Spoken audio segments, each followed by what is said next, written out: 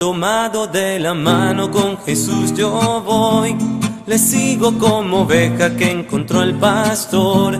Tomado de la mano con Jesús yo voy, a donde Él va.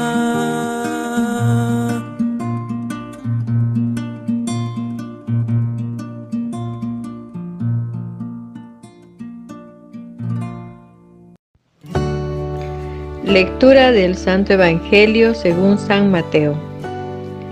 Jesús dijo a sus discípulos: Cuando oren, no hablen mucho, como hacen los paganos. Ellos creen que por mucho hablar serán escuchados. No hagan como ellos, porque el Padre que está en el cielo sabe bien qué es lo que les hace falta, antes de que se lo pidan. Ustedes oren de esta manera: Padre nuestro, que estás en el cielo, santificado sea tu nombre, que venga tu reino, que se haga tu voluntad en la tierra como en el cielo.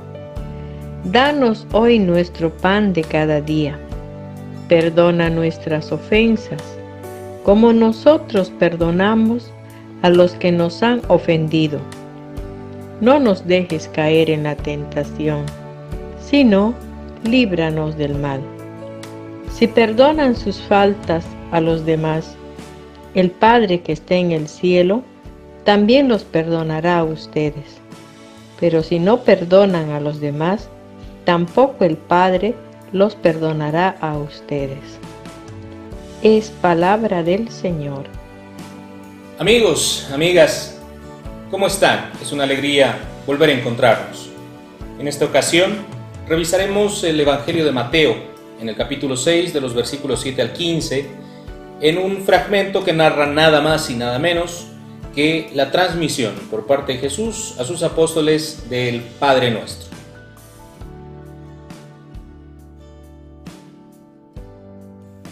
Antes de entrar en materia, me gustaría recordar algunos elementos. En primer lugar, que este Evangelio, como los otros, fue escrito por una comunidad de creyentes, una comunidad de cristianos. Esta comunidad escribió un documento, pero no lo escribió a partir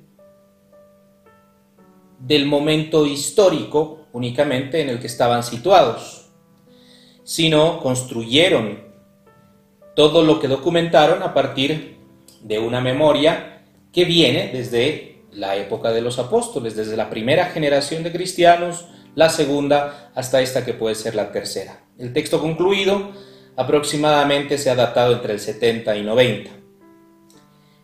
Este evangelio forma parte del grupo de los llamados evangelios sinópticos, que son Mateo, Marcos y Lucas, los cuales tienen una matriz común llamada la fuente Q.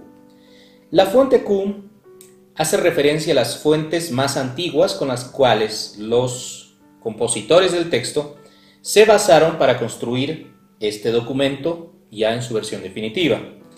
Pequeñas historias, pequeñas narraciones, pequeños cuentos, pequeñas recordaciones, inclusive algunos textos o manuscritos que fueron guardando de haber escuchado a los apóstoles, de la gente que documentó los orígenes de la iglesia, donde se recordaron episodios históricos que después se interpretaron a la luz de la fe y se mantuvieron dentro de la comunidad cristiana en una suerte de prácticas religiosas que después se llamaron sacramentos.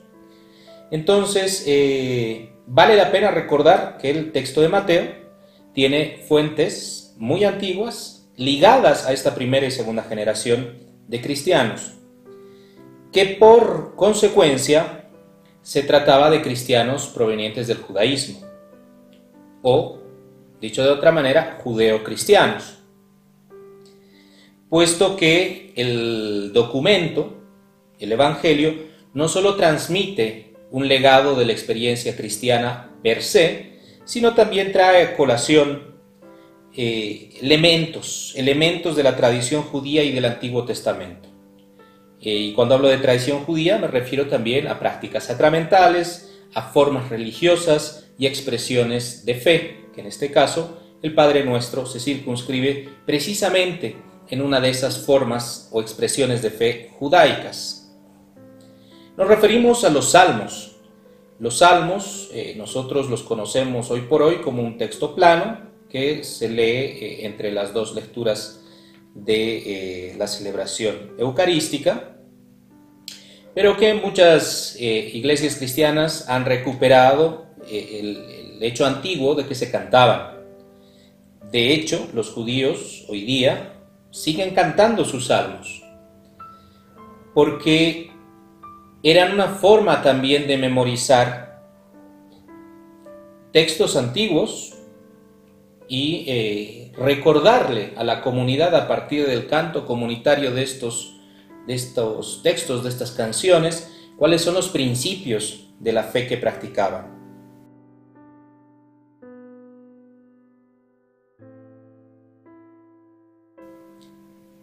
El Padre Nuestro tiene esta formalidad de salmo. De hecho, nosotros lo utilizamos casi de esa manera.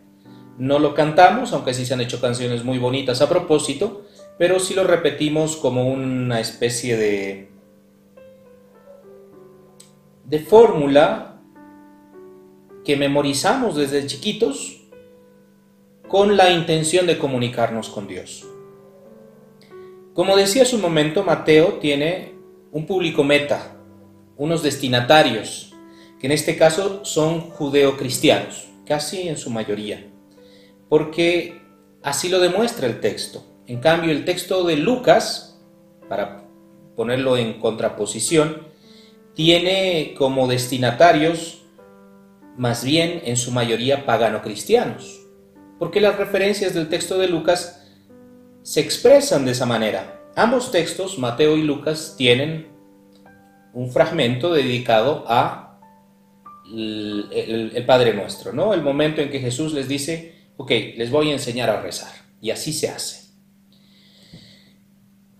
En ese proceso pedagógico en el que Jesús les enseña a sus discípulos, a sus apóstoles, esta oración les dicen, ok, no la vamos a repetir como fórmula mágica, ¿sí? Como a veces lo hacen los paganos, ahí lo consignan en el texto, un poquito en esa perspectiva casi de, ok, identifiquémonos con el texto, pero en la dinámica del judaísmo. ¿Qué significa, en otras palabras, al igual que un salmo, recordar la relación filial con Dios? Y esa recordación a partir del cántico, de la memoria o de la evocación a partir del rezo, de recordar que somos hijos de Dios y que pertenecemos a su reino. Y solo el concepto mismo de reino ya tiene de por sí una carga muy fuerte judía, ¿sí?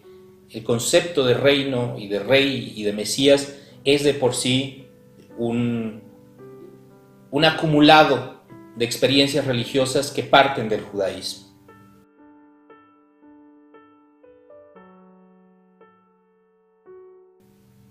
Esta oración tiene lo que muchos teólogos llaman 3 ejes centrados en Dios y otros 4 ejes o 4 puntos neurálgicos centrados en el creyente. Los 3 primeros hablan de el nombre de Dios, de el reino y de la voluntad. El nombre de Dios, el reino de Dios y la voluntad de Dios. El nombre de Dios es sagrado. Y aquí se expresa casi en su plenitud el primero de los mandamientos judíos. En otras palabras, respetemos ese nombre, no lo usemos en vano y sobre todo rindámosle reverencia. El reino no hace mención a otra cosa que no sea la promesa y la nueva alianza en este caso, ¿sí?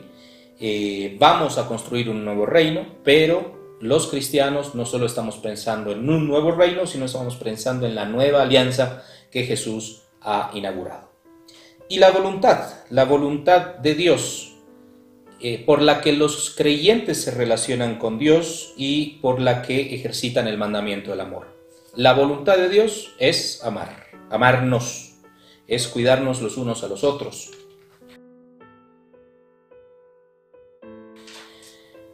Los otros 4 puntos están centrados en el creyente, a saber, el pan, el perdón, la tentación y la libertad.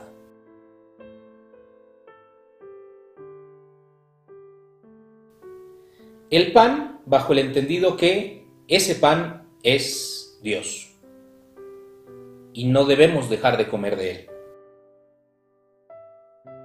El perdón como un ejercicio de reciprocidad, perdonar a los otros como Dios nos perdona, cancelar las deudas que tenemos con los otros como Dios ha cancelado las deudas con nosotros, con la relación personal de yo con Él.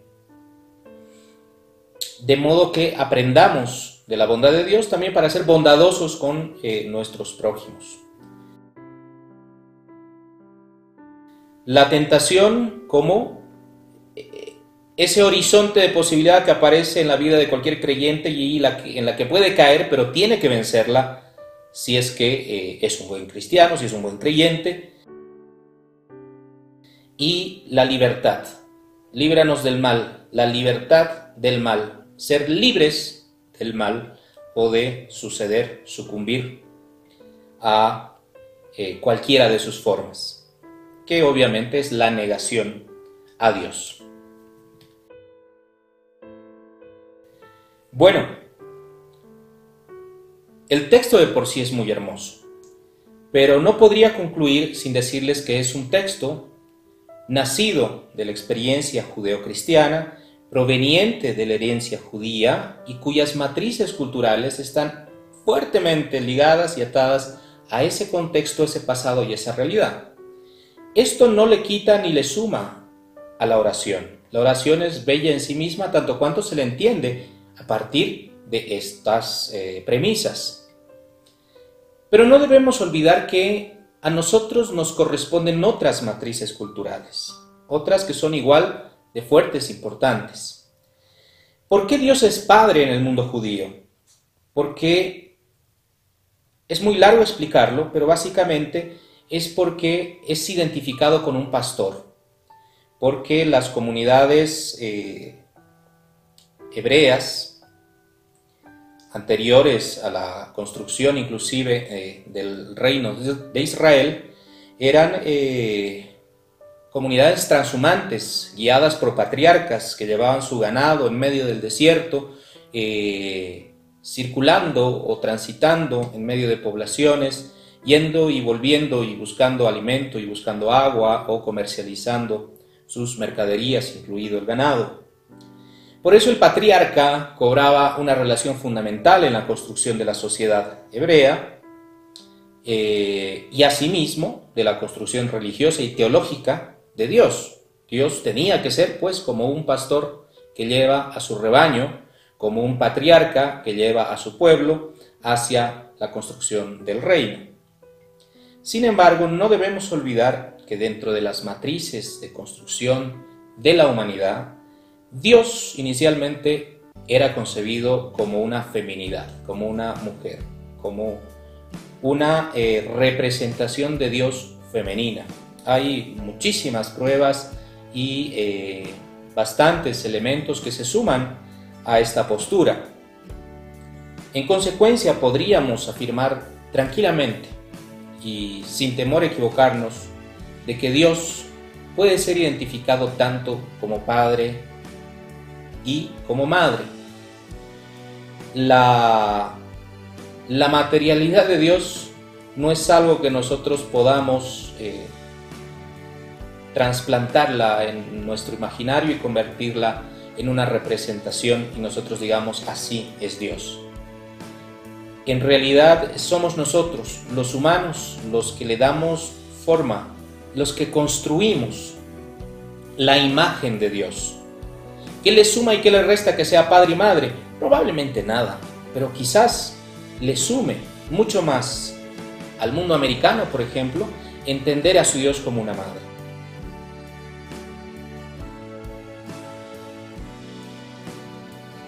Y aquí no puedo evitar no mencionar que, por ejemplo, aquí en Sudamérica, en Centroamérica y en los pueblos cuya matriz indígena sigue alimentando la cultura nacional, Dios es la madre, es la Pachamama, por ejemplo, ¿verdad? Y esa relación con una diosa madre o con una madre creadora puede ayudarnos también a nutrir nuestros elementos de fe de mucha más riqueza, mucha más transparencia con la realidad con la que vivimos y con la realidad con la que queremos expresarnos hacia Dios y relacionarnos con Él. Hay cambios radicales en solo una palabra, pero que significan en el fondo pues la experiencia de Dios en el mundo y la experiencia de los hombres y las mujeres en Dios. Muchas gracias nuevamente y nos vemos en una próxima oportunidad.